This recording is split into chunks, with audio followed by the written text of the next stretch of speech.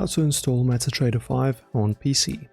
So if you're looking to work on your desktop computer, and if you're not willing to use your browser to work, trade, and make money, make profit, I will show you how to install this application and this service onto your computer directly. So just type in Metatrader.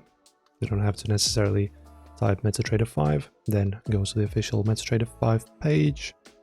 And in here, as you can see, a powerful platform, blah blah, and you have a link to download Metatrader 5 for Windows. So you just click on it and we have the MT5 setup. So click on it now, and then in here just press on next, and now as you can see it's installing. Should take no time at all. Alright, as you can see, finished. And now we can, it's already opening up on its own. Great, as you can see we need an account of course to trade if you want to trade real money. And there you go guys, we have our graphs.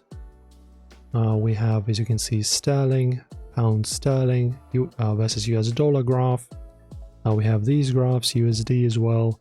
And now yeah, you have your full functionality. I suppose it's way better than the website because there's so much more detail in here and so much things you can do.